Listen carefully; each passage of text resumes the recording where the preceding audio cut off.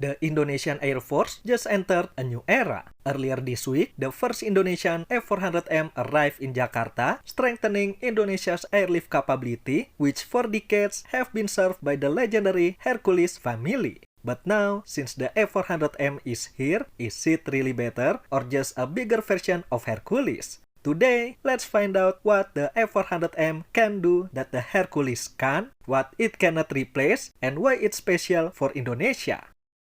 As an archipelagic nation with over 17,000 islands stretching more than 5,000 kilometers, Indonesia needs a mode of transport capable of reaching every corner of the country and carrying out any mission quickly and effectively. Aircraft, particularly cargo aircraft, have long been seen as the best option, delivering speed and flexibility unmatched by any other form of transport. In the 60s, the Indonesian Air Force chose the Hercules to bear this mission, and since then, it has become the workhorse of Indonesia's airlift capability, involved in any kind of missions, both for military and non-military operations. Although Indonesia has bought 5 new Super Hercules, which are superior in many respects to the legacy model, they still have limitations. Therefore, the A400M was bought to complement what the Hercules cannot do. If we compare it side by side, the A400M can carry larger and heavier cargo, can reach almost all parts of Indonesia with a maximum payload, and with greater speed, it can reach the mission area much faster.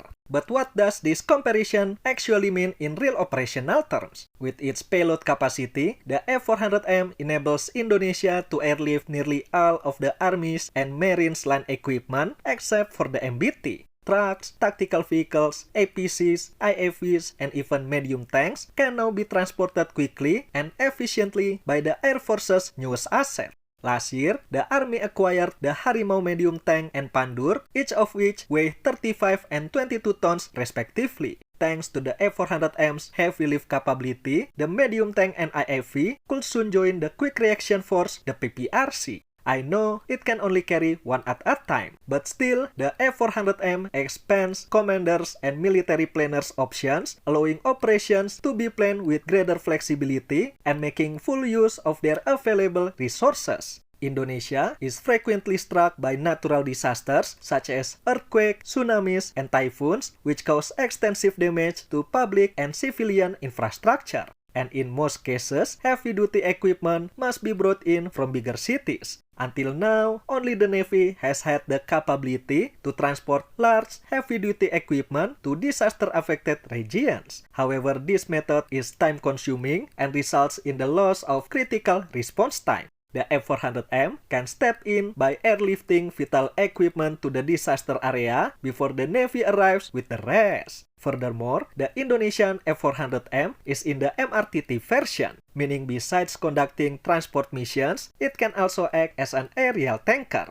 Very helpful to support a flight of fighter jets in a deployment mission across the archipelago or when conducting joint exercises abroad. Although it can only refuel aircraft equipped with a prop system, having additional aerial tankers is always valuable as they extend the combat range of those fighter types. And most of Indonesia's future fighter fleet will consist of this refueling system anyway.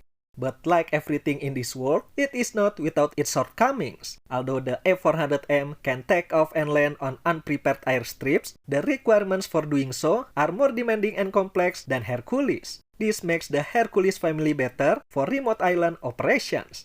As a larger aircraft than the Hercules, the A400M presents a more complex and expensive logistical footprint. This is further exacerbated by a small fleet size of only 2 units, which prevents achieving significant economies of scale. The limited fleet size also limits the availability of the A400M. This could become a problem if the aircraft isn't available when it's needed most. This stands in contrast to the Air Force large Hercules fleet and its well-established global supply chain, which ensures steady availability of parts and relatively stable maintenance costs. Lastly, it's a new type of aircraft that was just recently introduced to the fleet, meaning operation, training, and maintenance infrastructure are still being developed in Indonesia. It will take time for the Air Force to achieve the same level of proficiency with the A400M as it has with the Hercules. So why is the A400M special for Indonesia? The A400M is special not because it surpasses the Hercules, but because it complements the Hercules perfectly. Indonesia's geography demands two types of airlifters, tactical and strategic. The Hercules can land almost anywhere, which is perfect for reaching remote, harder-to-access regions, while the A400M handles long-haul, heavy-load missions between main bases or abroad. Having both allows the Air Force to use the right tool for each mission.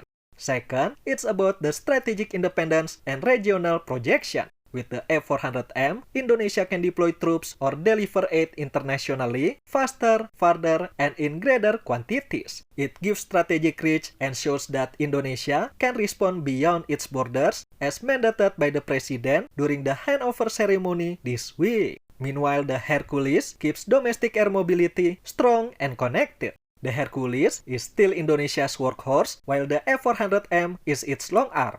And third, it provides transition and training value. The A400M introduces a new capability that the Air Force never had before. This is the best thing Indonesia could get to unlock a strategic airlift capability. While the Air Force builds experience with the A400M, the Hercules' reliability and familiarity ensures readiness. So, both airlifters ensures that modernization doesn't mean losing operational flexibility. Together, they make Indonesia's airlift capability balanced, scalable, and future-ready. One last thing to point out, two aircraft are definitely not enough given Indonesia's geographic conditions. Although there is an option for two additional A400Ms, there has been no indication yet that it will be exercised. Still, that number would remain less than ideal. For effective rotational readiness, Indonesia would likely need at least 6 A400Ms with 2 operational, 2 in maintenance, and 1 or 2 dedicated to training or overseas missions. What do you think of Indonesia's newest airlifter, the A400M? And how many aircraft and squadrons should the Air Force ideally have? Let us know in the comment section below. Thank you for watching everyone. I'll see you in the next one.